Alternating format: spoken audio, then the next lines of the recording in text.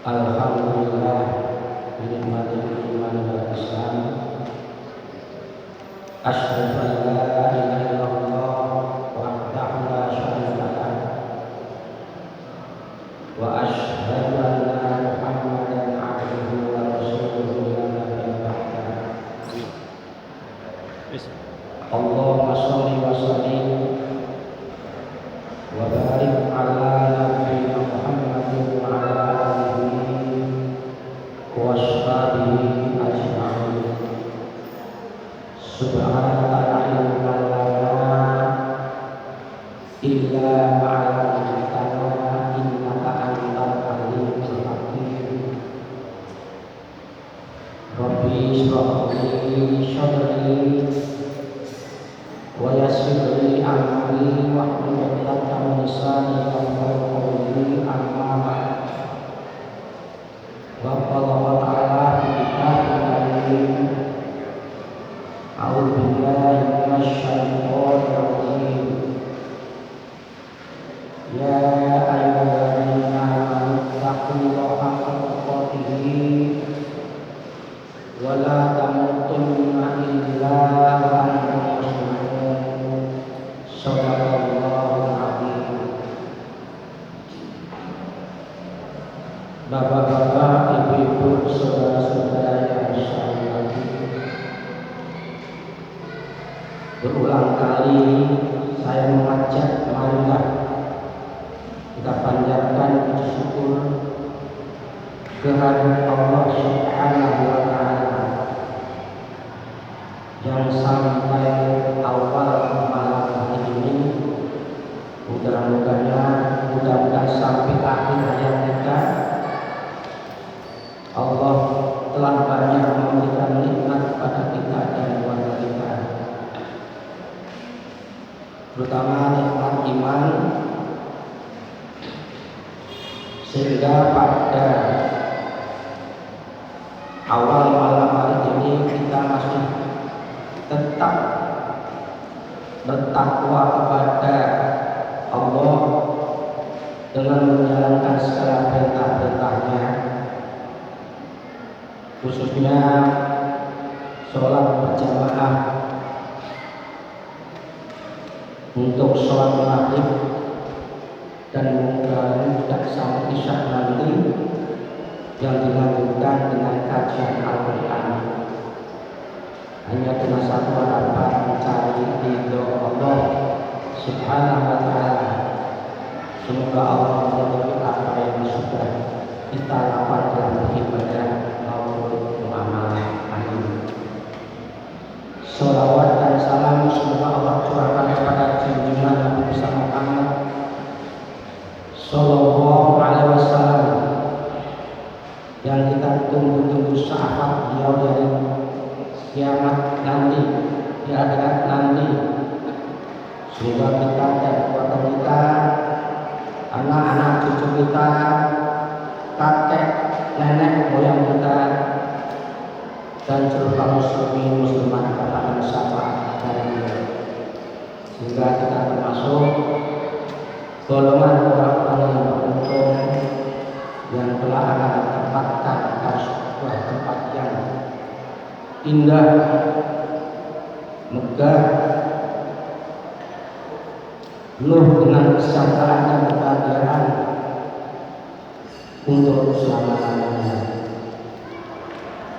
Untuk itu marilah kita tingkatkan iman dan takwa kita kepada Allah dengan selalu berpegang teguh kepada Quran dan Sunnah. Jangan sampai kita masuk golongan orang-orang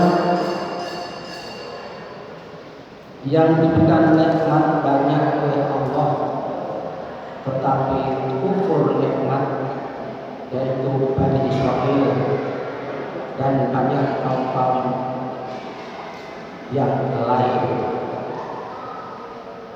Maka dari itu Allah menceritakan kehidupan Bani Israil dalam Al-Quran. Harapan Allah adalah agar manusia berikutnya setelah masa Rasulullah bisa mengambil suatu pelajaran,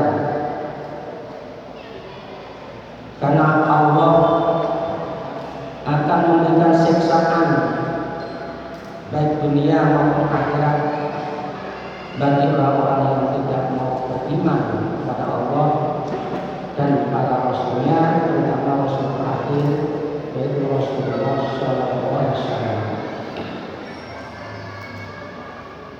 Bani Israel adalah umat yang dipimpin oleh para nabi dan para rasul. Bahkan Rasulnya yaitu Musa AS diberikan kitab Taurat. Nabi Isa AS diberikan oleh Allah Injil. Dan ketika bertemu dengan Rasulullah sebagai anak turunan, maka Rasulullah pun memimpin umat dengan Al-Quran. Tetapi apa yang terjadi sejak zaman dahulu sampai saat sekarang, mereka adalah kaum yang ingkar kepada Allah Subhanahu wa Ta'ala.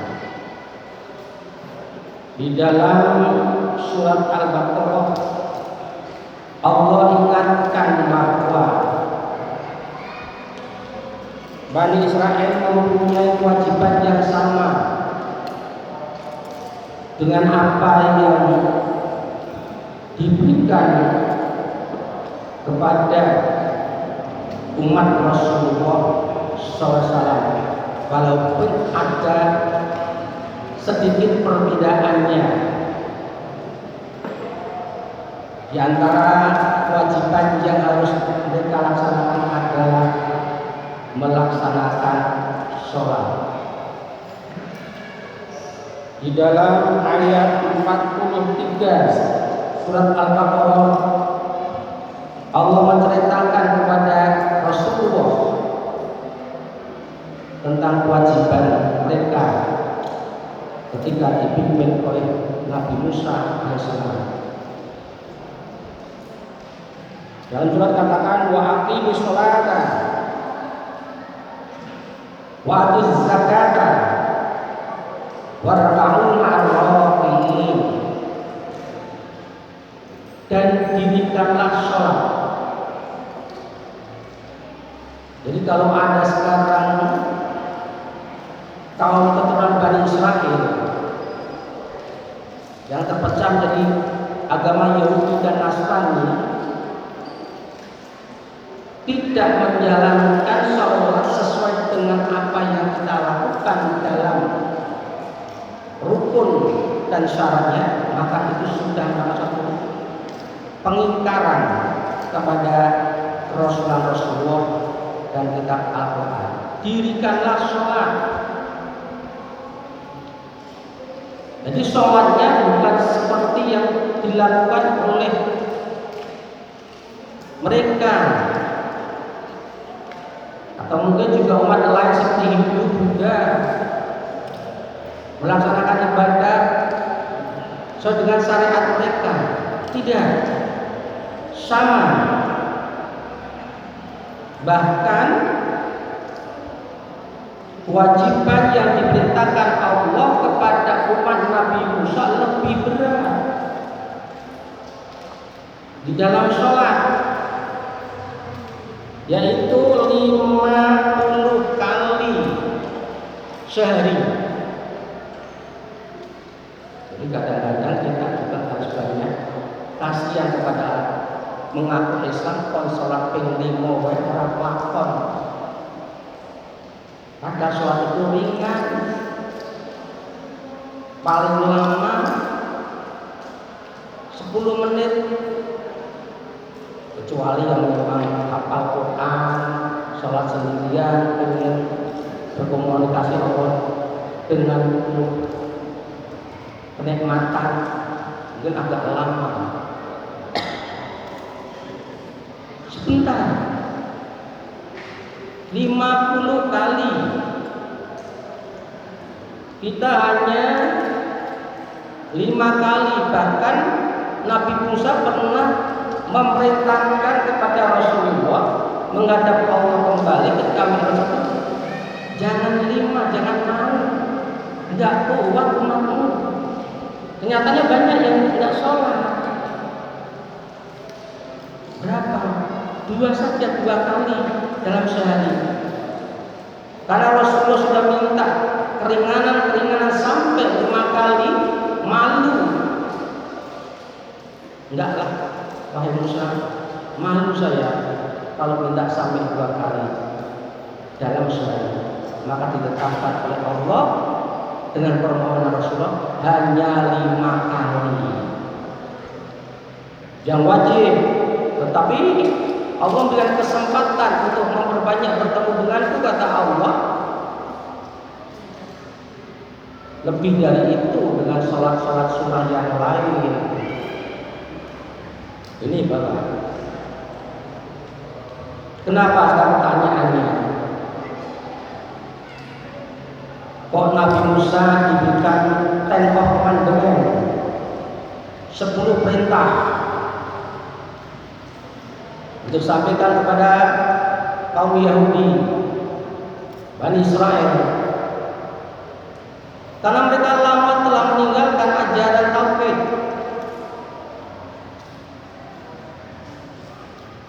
Mereka sudah tidak mengenal Allah yang esa.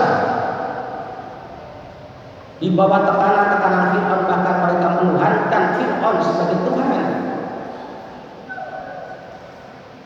Dan banyak bahkan yang menjadi tukang sihir untuk mendapatkan posisi yang nyaman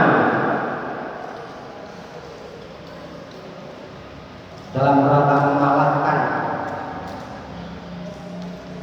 mukjizat Musa yang bisa berubah menjadi ular. Ratusan tahun mereka lepas dari ajaran tauhid, tak mengenal Allah, gak pernah kontak dengan Allah. Maka begitu Musa diangkat menjadi Rasul, diperintahkan untuk menjalankan sholat 50 kali dengan harapan mereka lebih banyak berkomunikasi dengan Allah.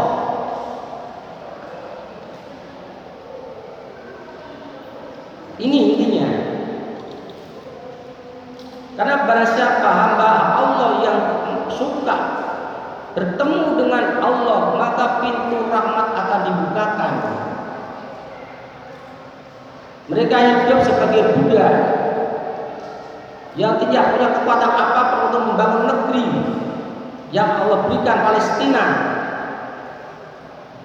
karena mereka nggak punya kepandaian, nggak punya power ekonomi untuk membangun negeri.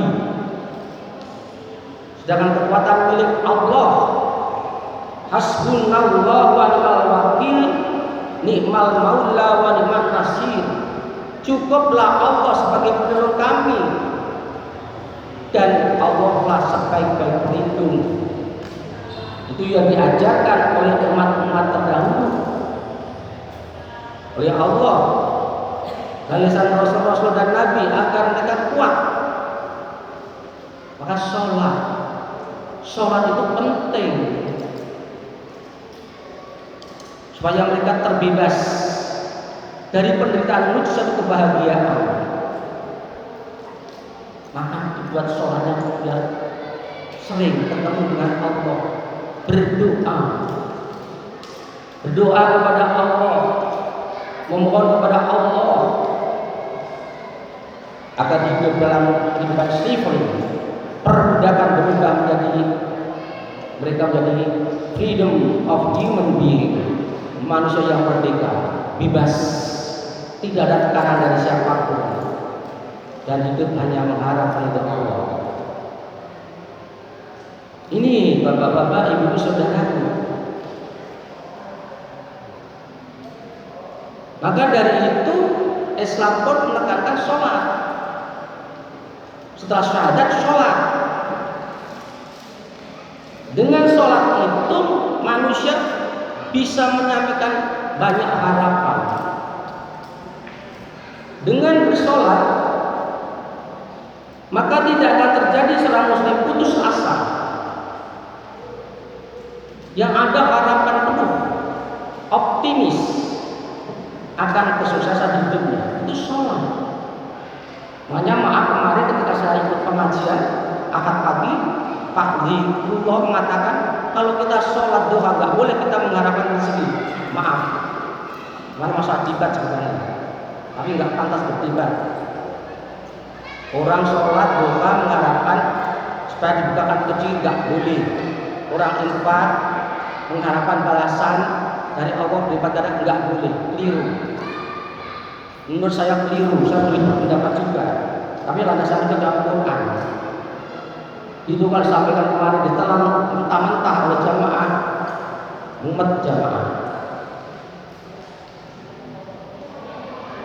Islam itu ajaran tauhid itu selalu mengajarkan dengan doa. Doa itu adalah permohonan. Permohonan itu adalah harapan. Dan pemilik untuk memenuhi harapan hanya Allah.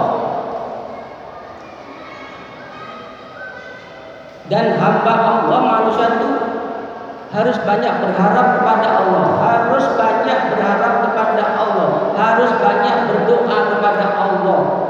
Orang yang pikir doanya kepada Allah maka sulit hidupnya. Tapi orang yang banyak berdoa kepada Allah, yang berharap dan memohon kepada Allah, akan dibukakan pintu harapan. Maka dalam Islam, ibadah manapun selalu berkaitan dengan doa. Ibadah manapun didekatkan dengan doa. Orang yang berpuasa, maka ketika waktu berbuka, doanya sangat dikabulkan oleh Allah. Artinya harapannya, keinginannya untuk kebahagiaan dunia maupun akan dikabulkan oleh Allah. Berarti boleh berharap di dalam beribadah. Dan itu justru diturunkan oleh Allah. Ketika sahur berdoa, maka doanya dikabulkan. Ketika sepertiga malam yang akhir, doanya akan dikabulkan. Apapun permohonannya.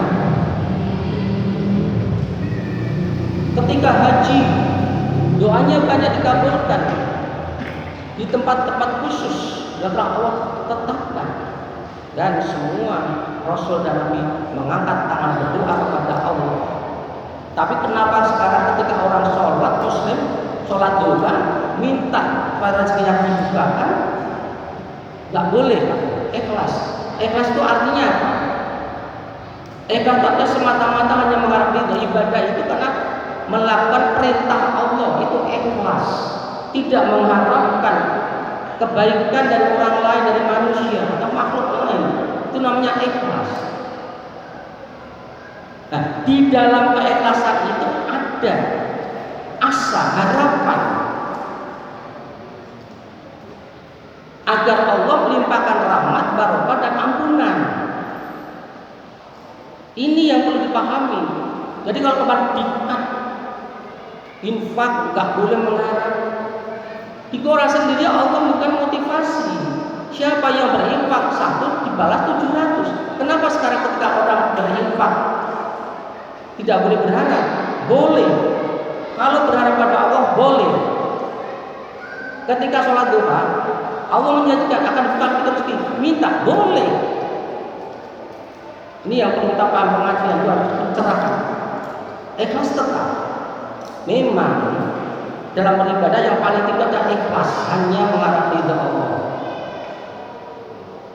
Jangan berkata kalau Allah sudah ridha mau disiksa, mau diberikan pahala, nggak jadi masalah. Enggak. Orang yang ikhlas ibadahnya kepada Allah nggak akan pernah Allah menyiksa, nggak akan pernah.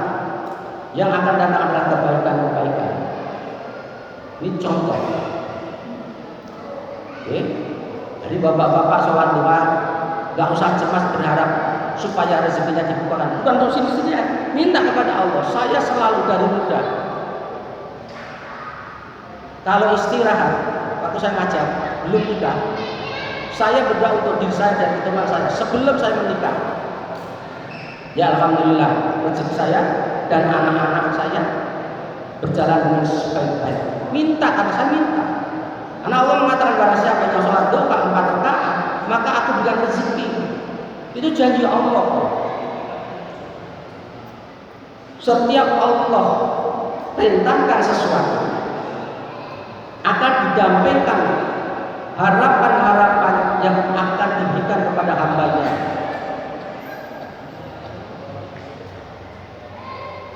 Dan ketika Allah melarang sesuatu, maka Allah akan dampingkan ancaman-ancaman bagi orang yang melanggar hukum Allah. Nah, monggo Pak. Maka dari itu, aqimis sholat, dirikan sholat. Waktu yang bayarlah yang Bapak Ibu yang dimuliakan oleh Allah. Padahal waktu itu sebagian Bani Israel itu orang miskin. Salah satu yang kaya adalah Qarun. Qarun itu sepupu daripada Nabi Musa alaihissalam.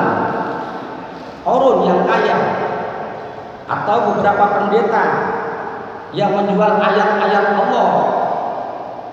Mari katakan wala tastaru bi ayati samanan qalila. Jangan kau jual ayat-ayat kata Allah yang ada dalam Taurat, terutama tentang ajaran tauhid dan syariatnya. Kau jual dengan harga murah. Kau obah-obah. Kau obah-obah sesuai dengan keinginanmu agar kamu mendapatkan uang banyak, pundi-pundi.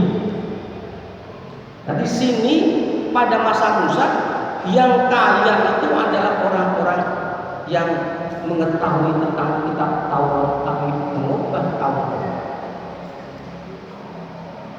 Maka ketika mereka dihentaskan oleh Allah dari dunia perbudakan yang memang tidak punya daya untuk sukses dalam bidang keuangan, maka justru diperintahkan untuk berzakat. Aneh, Allah itu aneh. Kenapa? Ternyata di balik perintah ini tadi kembali kepada surat Al-Baqarah 261. Siapa yang beriman satu maka diganti dengan 700 kali. Dalam surat Al-Hadid ayat 11-18. Karena siapa berikan pinjaman pada Allah maka aku ganti, aku kembalikan pinjaman itu berlipat ganda dan pahala yang baik, mana surga. Janji Allah. Kenapa kita nggak boleh berharap? Kenapa? Boleh sholat berharap, baca Quran berharap, boleh. Apa harapan Bapak kalau baca ayat kursi? Surat Al-Ikhlas, Anas, Al-Falaq, supaya rumah itu tidak terganggu oleh iblis dengan tanda jin yang kufur kepada Allah, yang akan menyesatkan orang yang ada dalam rumahnya yang tidak hatinya selalu ingat kepada Allah. Dan setiap perintah Allah itu ada balasannya, maka kita boleh berharap. Nah, ternyata perintah untuk berzakat yang diperintahkan oleh Bani Israel itu supaya Allah mengganti berlipat ganda. Nah, kemarin ada penceramah mengatakan kita infak nggak boleh mengharapkan yang berlipat ganda. Qurannya begitu. Qurannya begitu. Barang siapa punya pinjaman pada Allah pinjaman yang baik, Allah akan mengganti dengan berlipat ganda. Boleh kita berharap. Justru sebaik-baik orang yang berinfak, bersedekah, termasuk berzakat, ketika dia butuh uang itu, dia dalam keadaan kekurangan, tapi mau menolong saudaranya. Di sini diajarkan kepada Allah, kepada Bani Israel, kamu jangan seperti Fir'aun dan kroni-kroninya, hidup bermewah-mewah, tetapi di atas penderitaan bangsa lain, termasuk kamu, wahai Bani Israel. Maka kalau kamu yang punya, termasuk dalam materi Korun, berbagilah. Ketika kamu berbagi, kamu menolong saudaramu, kamu mencukupi hajat saudaramu, maka sebelum uang yang sisa di kamu itu habis, sudah tak tambah. Ini rahasia zakat, rahasia sedekah. Misalnya ada seseorang punya uang 100 juta, atau katakanlah banyak 100.000, yang 10.000 diinfakkan, sisanya 90.000. Yang 90.000 itu belum dibelanjakan, Allah sudah siap untuk menurunkan 700 kali lipat. Saya ulangi, orang yang punya uang 100.000 dikeluarkan 10.000, maka yang sebelum dibelanjakan uang yang 90.000 itu Allah sudah menyediakan yang 700 kali dari 10.000 itu, sehingga enggak pernah orang yang sedekah kekeringan harta, enggak. Itu janji Allah. Maka monggo diperintahkan oleh Allah kepada Bani Israel, dirikanlah sholat dan bayarlah zakat. Saya yakin Pak, kalau di Indonesia itu orang-orang yang hidup tengah ke atas itu mau mengeluarkan zakat, enggak ada bangsa kita punya keleleran. Lihat tuh Pak, perumahan sebelah selatan 5.000 kolek Pak. Rumah dibuat paling sangat sederhana, 66 meter dengan angsuran 790.000 kalau nggak salah. Banyak yang ditinggalkan dan banyak dijual, nggak mampu membayar. Tapi masih ada orang yang ingin membuat kuburan. Luas tanahnya seluas tanah perumahan. Biaya untuk membuat satu kuburan mungkin lebih daripada perumahan yang ada di suatu tempat, ratusan perumahan. Ini yang perlu diperhatikan oleh umat Islam. Untuk sharing selalu berbagi, buka mata, buka hati bagi orang-orang yang diberikan rezeki oleh Allah dengan yang banyak, bahwa di balik hartamu itu ada milik orang-orang yang tidak mampu, dan kamu akan sanggup mempertahankan hartamu itu untuk menebus dosa-dosa ketika kamu nanti lalu di dunia. Maka jangan sampai mentalmu seperti mental Bani Israel, tamak dan rakus. Ini warka'u ma'ar-raki'in, dan rukuklah kamu bersama orang-orang yang rukuk. Tapi sholat kan pasti ada rukuknya. Sekarang kok diperintah suruh bersama-sama rukuk. Maknanya tidak cukup sholat secara individual, tidak. Tapi jalankanlah sholat secara berjamaah. Oke lah kamu terlambat, orang sudah rukuk, segera kamu datang ke masjid, ke musola kalau mendengar adzan, kemudian rukuk bersama-sama, sujud bersama-sama. Di dalam kebersamaan itulah kalian sebagai umat yang lemah telah akan menjadi umat yang kokoh. Tak akan pernah ada negeri yang damai, sejahtera, bertahan dari rongrongan negara lain kecuali orang yang ada dalam negeri itu bersatu. Maka salah satu Ki Bagus Hadikusumo, tokoh Muhammadiyah, pimpinan Muhammadiyah, menuliskan Persatuan Indonesia. Persatuan Indonesia. Ini penting sejarah negeri kita. Kita pahami. Penting kita mempelajari kehidupan umat yang lain agar kita menempuh jalan hidup yang sementara ini mampu mensejahterakan anak cucu kita yang kita tinggalkan. Apakah Bapak nggak pernah berpikir sekarang bagaimana sulitnya mencari pekerjaan? Sulit. Bagaimana setelah sepeninggalan kita, pajak semakin tinggi, bayaran semakin murah, kerja kontrak 2 tahun bisa dikeluarkan, mungkin bisa kerja 20 tahun, sudah mulai karir akan naik, diputus begitu saja, padahal anak-anak hidup biaya dan sebagainya. Kalau umat Islam tidak bersatu, terutama yang kuat dalam bidang ekonomi untuk menolong yang lemah, kehancuran akan menunggu.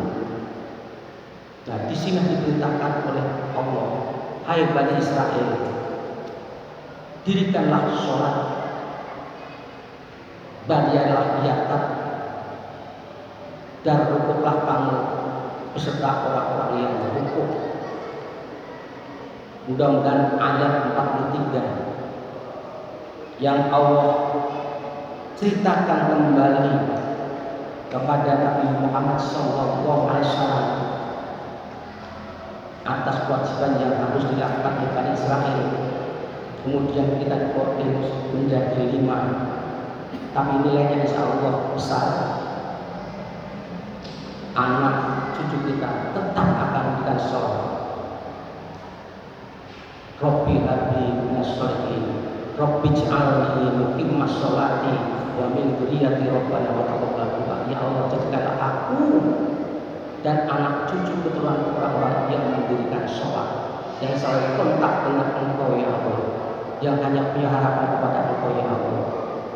Ia akan na'budu wa ia akan nasta'in. Maka dari itu ya Allah, berikan aku dan anak cucuku rahmat kasih sayangmu sampai nanti di akhirat, sampai kami masukkan dalam surga dan barokahmu. Semoga apa yang kau berikan kepada kami ya Allah bermanfaat untuk diri kami, keluarga kami, untuk umat-umatmu dan makhluk-makhlukmu ya Allah, bukan untuk kami, untuk kami jadikan tabungan dan bersyukur di akhirat ya Allah. Dan semoga Engkau berkenan mengampuni kami bila kami salah langkah, baik yang disengaja maupun tidak. Ini harapan kita, dan semoga Allah memenuhi harapan dan doa kita. Amin ya rabbal alamin. Monggo kita tutup dengan doa majelis. Bismillahirrahmanirrahim.